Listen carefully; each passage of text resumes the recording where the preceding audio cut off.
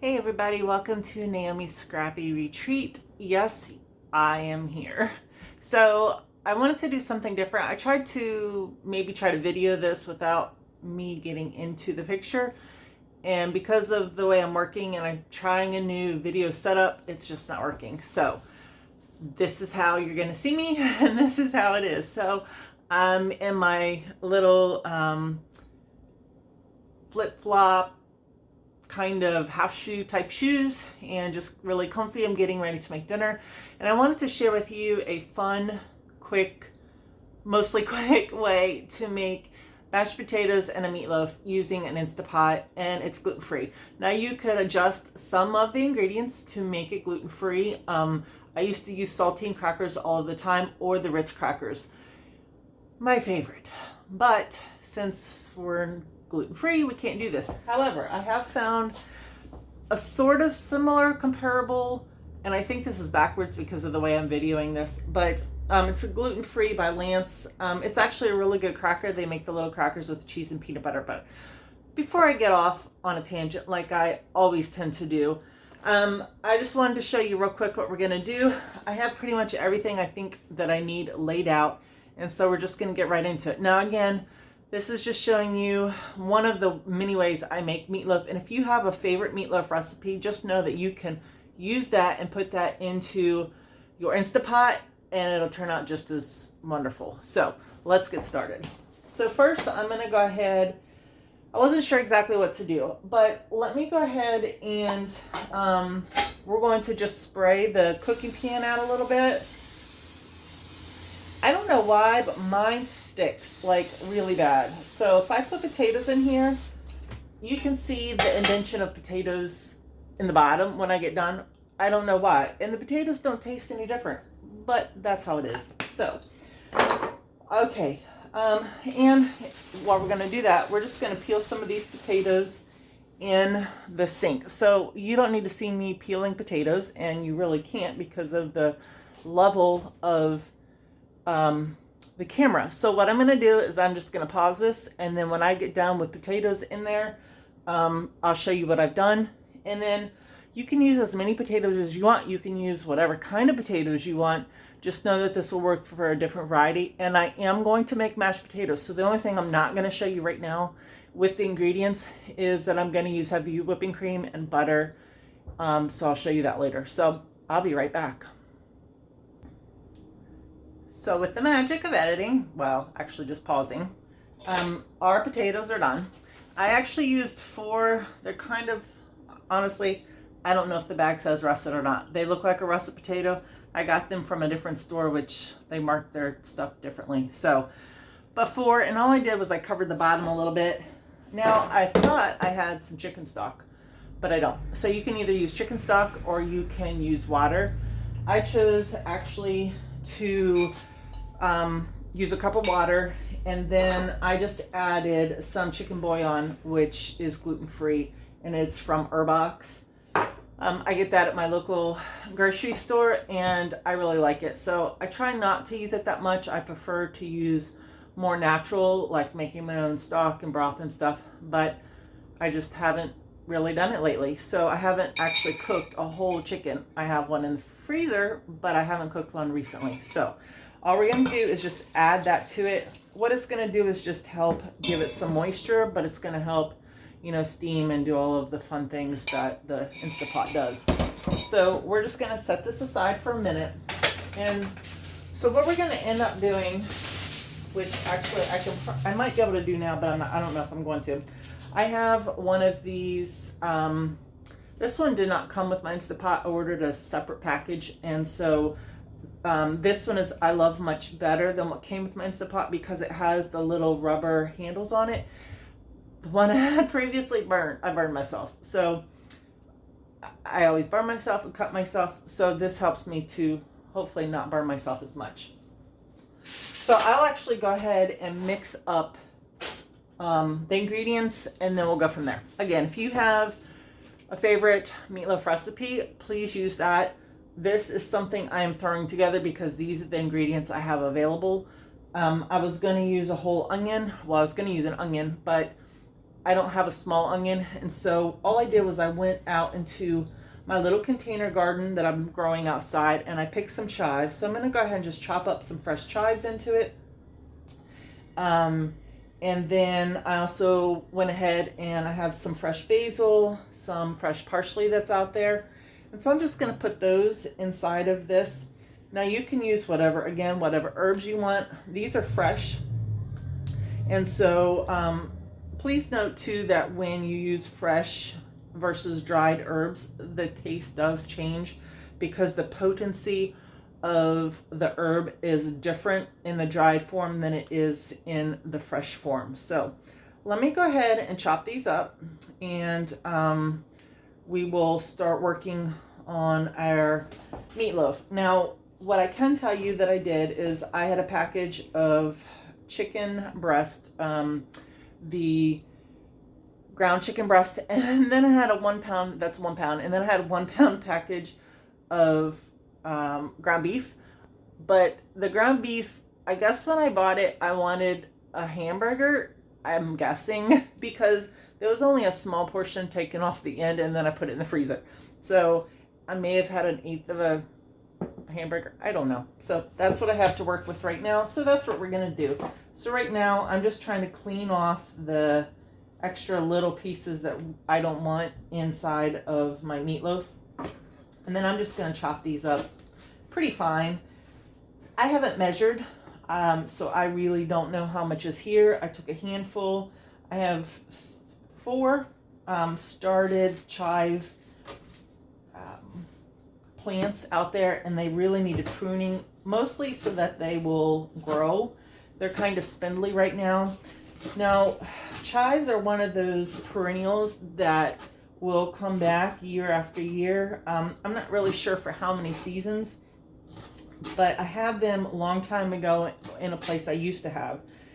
So the first year that you plant them, whether it's seedling or you buy it from a nursery or whatever the case may be, they are not going to be as productive as the following years. So just know that. So don't be too disappointed if you plant them and they just do not harvest like you were hoping in the first year. But know that they will harvest in the following years. So plant them someplace that you're not going to want to, that you don't mind them staying there year after year, so you don't have to transplant them.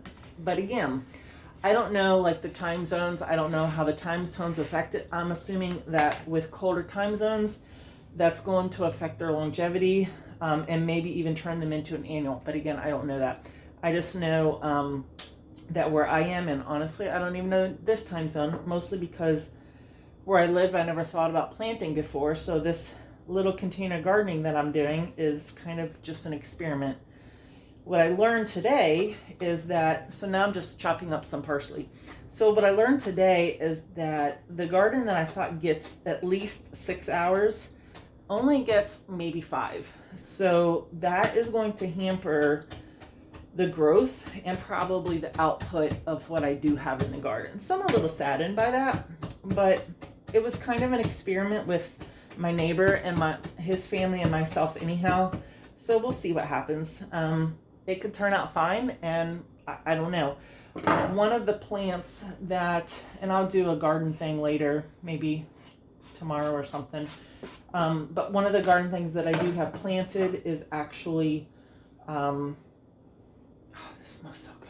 Oh my goodness, it's a purple basil. My cherry tomatoes that if you watched the previous video, it came in a pre-pot with the cage already in it, and so they're a cherry tomato. I just went and purchased it, and just to see what would happen. It had, when I purchased it, it had one teeny tiny cherry tomato that had started at the very bottom of the plant. It quickly started putting more flowers on it, and then I noticed today when I came back from errands I was running that it has some cherry tomatoes up at the top started. So I am super excited about that. I really want my regular tomatoes, although I planted more cherry than regular, really want my regular tomatoes to do fairly well, partially because I haven't had fried green tomatoes in forever, and I really want a fried green tomato. So I'm hoping that happens, and then I can share with you that experience of making the fried green tomato and enjoying that. So this is just going to be a very herby, and that purple basil is very strong, and I'm a little afraid to add any of the green basil because it is so strong. I'm afraid it's going to overpower it. So I may just actually put those off to the side and not add any of the green basil. So I'm excited about that. What I also have here are panko crumbs. They are by 4C Crumbs, gluten-free. I prefer bread or, crackers, but I'm going to try these. So this is an experiment for me. If you've tried them before and they work for you, let me know. Or let me know what you use these for. And I did not measure, sorry. I just threw it in there. I have tried using them like for dipping fish and stuff in that calls for panko breading. And they definitely do not react like regular panko, like what a normal panko would act like. And so I think maybe that's why I was disappointed, because I know what used to happen when I used panko. But it's a learning experience, and you just figure things out as you go. So I'm just taking some of these gluten-free crackers by Lance and just also putting them in there. And again, I am not measuring anything. I am going to add two eggs to it. You can add 1 or 2 eggs. And again, this all depends on what you like, in your meatloaf.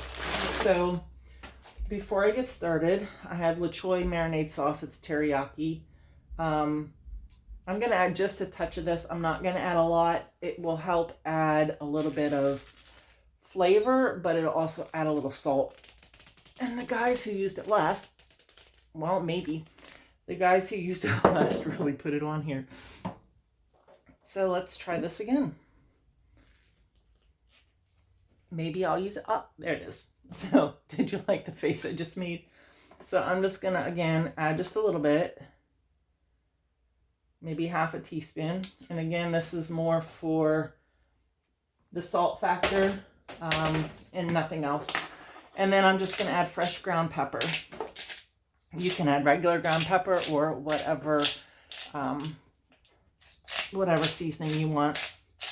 I like fresh ground because I love the texture that sometimes you find in it. But I think it just gives it a fresher, brighter, if that's even possible for pepper, taste to it.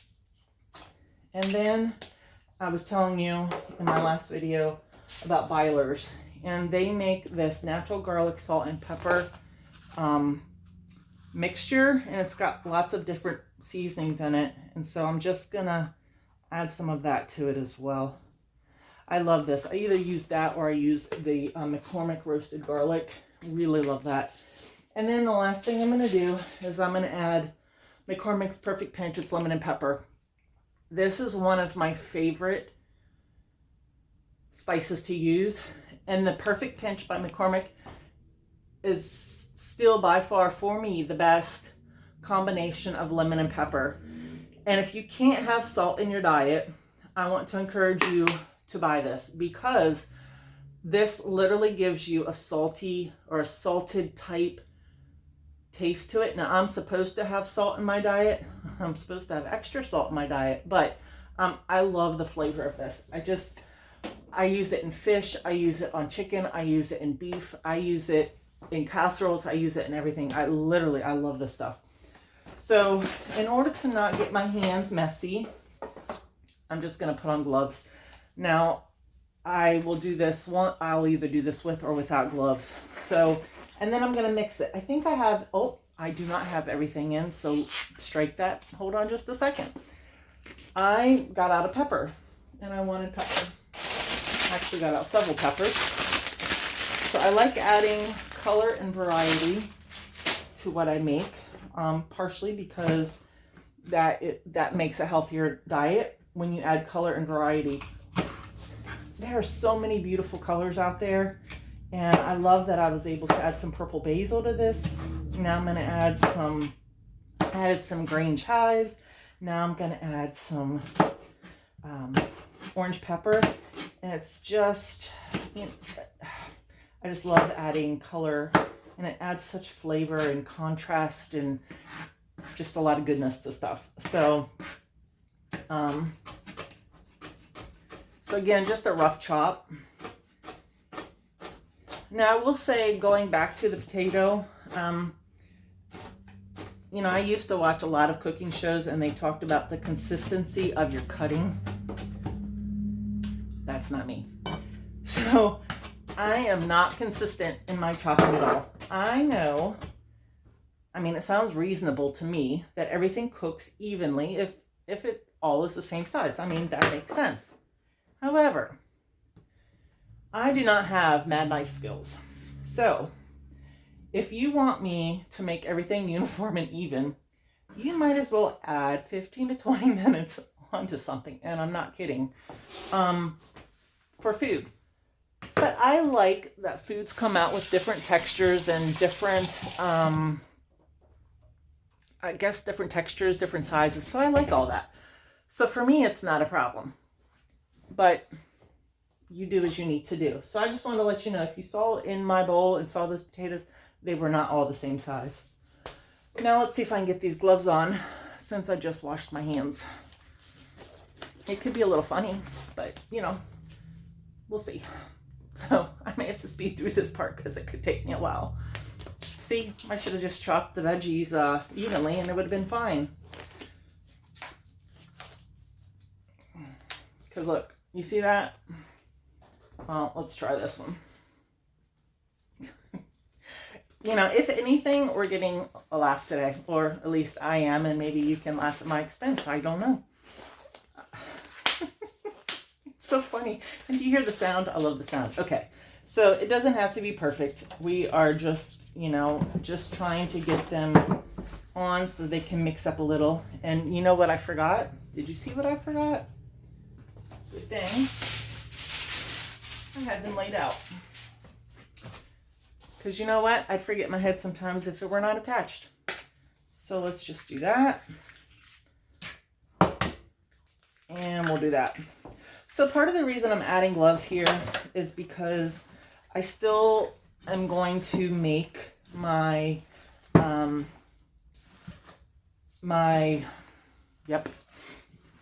going to make a tray for the Instapot for this meatloaf using tinfoil. And in order to do that, I would have to wash my hands 3 or 4 times. So to save a little bit on time, I'm trying not to do that. So this is actually mixed pretty well. So what I'm doing is I'm just squeezing this through my hands because the texture of the chicken, ground chicken, is totally different from the texture of the ground beef. And so if you don't mix it carefully, you will have clumps of just ground beef because it won't mix in as easily because the ground chicken is a lot softer. Now, I can tell you that I like to make this with ground sausage. I have made it with ground lamb. I have made it with just ground beef. There are so many ways you can make this. The other thing I love to do, but I'm not going to do it today, is I love adding cheese to it. Like I love adding cheese or different things to it. So like I've made, I've done a roll where I've done tuna, oh my goodness, spinach and tomato, and have done like a Mediterranean type inside filling. I have also done like a, and I can't think of what it's called right now, but like a ham and cheese. So I've done different types of inside fillings, and it's, you know, it's really yummy. So we're going to take this glove off. I'm going to just try to mix this. So here's my deciding factor. 2 things. I'm trying to decide, one, if I want to go ahead and make a tinfoil little basket. Or if I want to just go ahead and put these into little mini muffin pins. So I think I may have to pause that while I decide that, because since I still have one glove on, I will definitely make less of a mess if I try to decide that. So give me 1 second while I try to figure that out, because honestly, I really don't know. Like, I don't know. I think I may have too much here to put it into 2 mini muffin tins. And I may actually have, no, it's enough, but for me trying to make a bowl right now out of tinfoil, we're pushing my luck right now. And we're already at 20 minutes. So, you know what? Give me a second. I'll come right back and we'll figure out what I've decided to do. Thanks.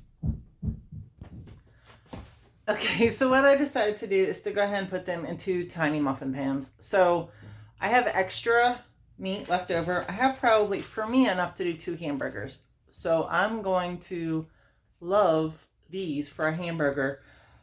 Or I may crumble them up so that I can put them on a wrap. I don't know yet, either one. But I went ahead and greased both of these muffin tins, and then I'm going to put it inside. So if you'll notice, my handles stick up a little bit more. So I just have to fold them over just a touch, and then that way we can get them in the crock pot and get them going. Crock pot, the Instapot, you know what I mean. Give me a second and we'll do that now. So as I've said before, you have to improvise when you have a small space. So my shoe rack is right behind the Instapot because I've had to use a folding TV tray, put it by my door where there's an outlet, because unfortunately I really don't have any outlets in my apartment. So what we're going to do is we're just going to do pressure cooker.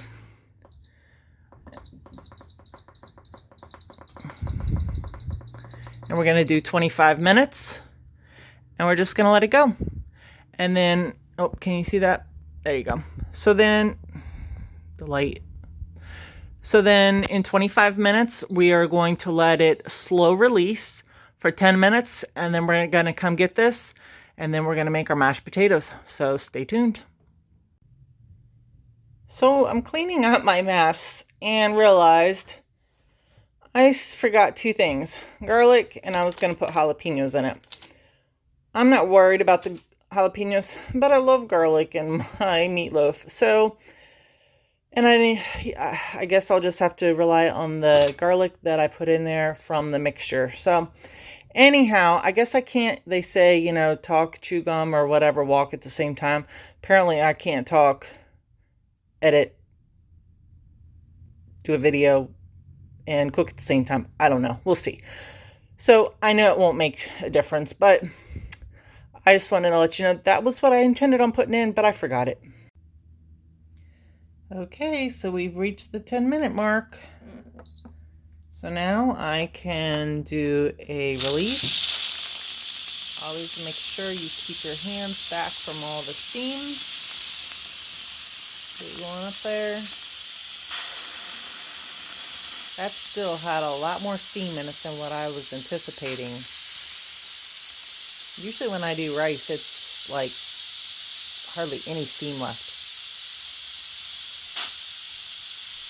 But we'll just continue to do this. But you don't need to watch all this, so I'll probably fast forward.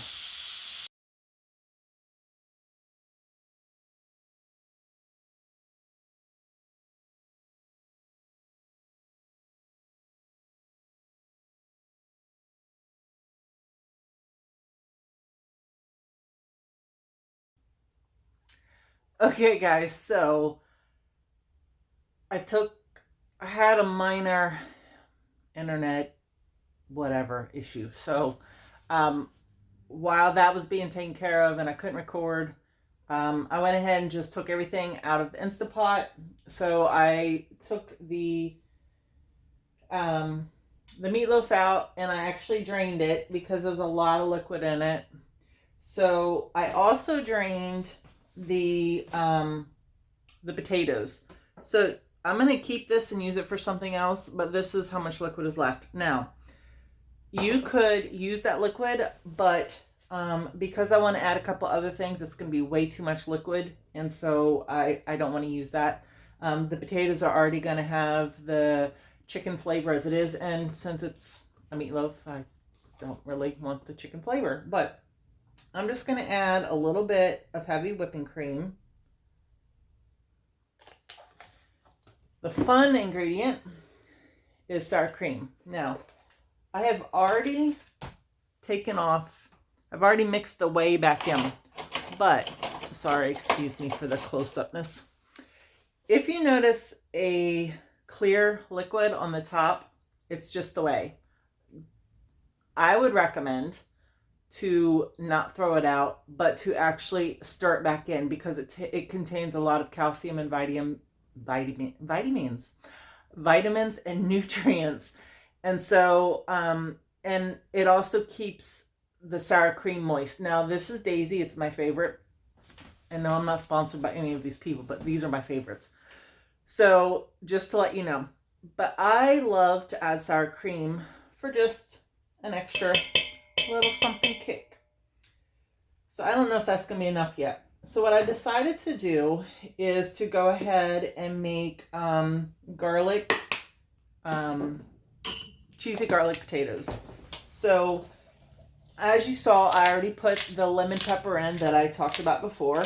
And let me just grind up some pepper in there.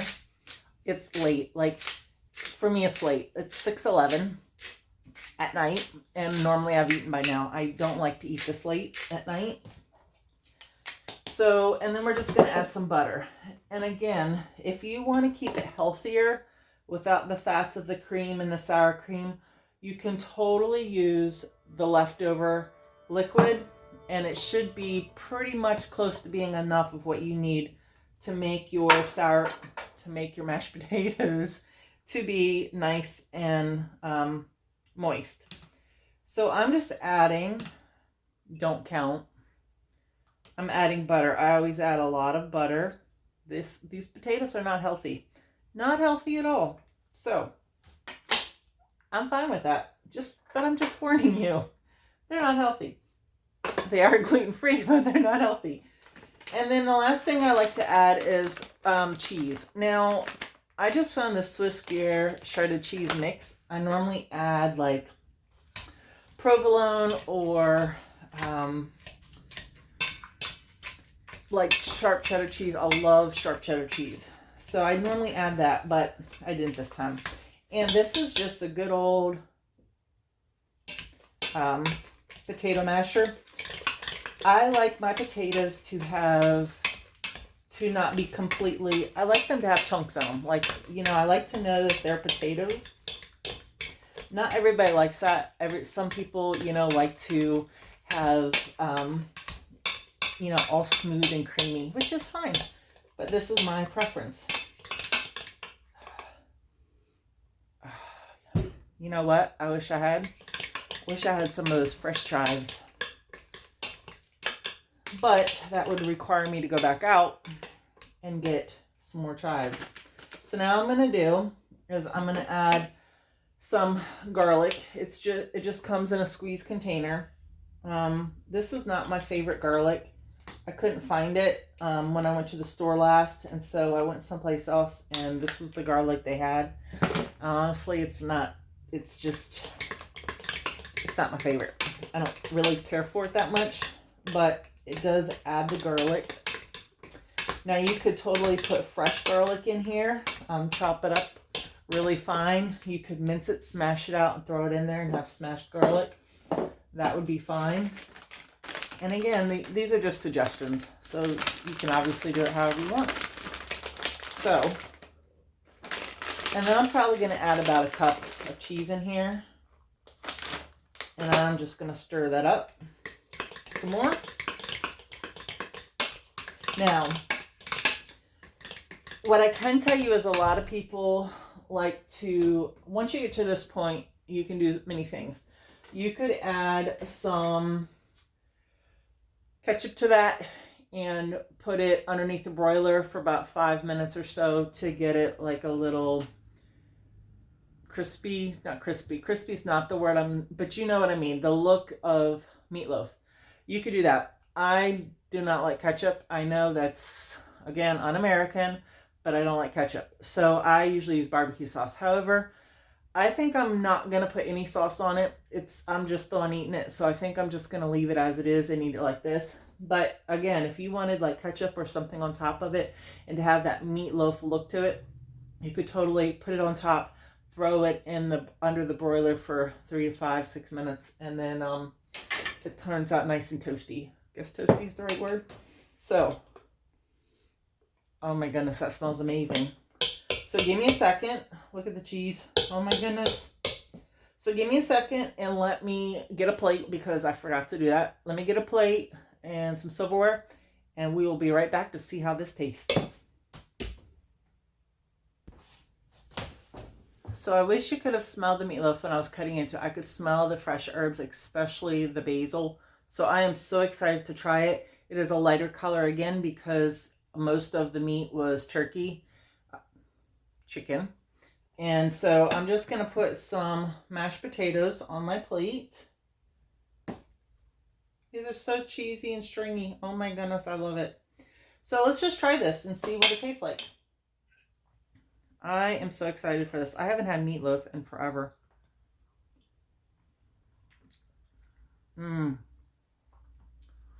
I can taste some of the herbs. I can taste those peppers in there. Those peppers were fabulous. I love the pepper in there. That fresh orange pepper that I did.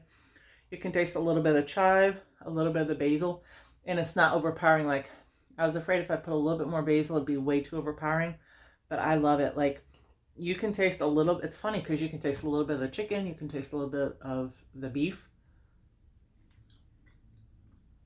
Very yummy. I can't wait to dig into this for real. So, let's try these potatoes.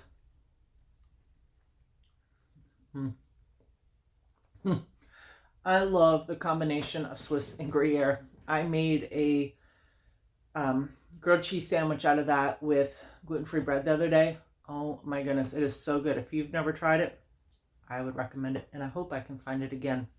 So, thank you so much for joining me. Again, this is just it was a fairly simple meal, quick to make, fairly quick to make. As long as I'm not the one playing around. You throw it in your Instapot, you set it for 25 minutes, you let it steam release for 10, you take it out, and you have a wonderful meal that you can fix with veggies, you can throw it with whatever. Quick, easy, gluten-free. You can make it right with gluten, but gluten-free. So I hope that you try this, enjoy it, and have a wonderful, blessed day, and be a blessing to someone else. Thank you.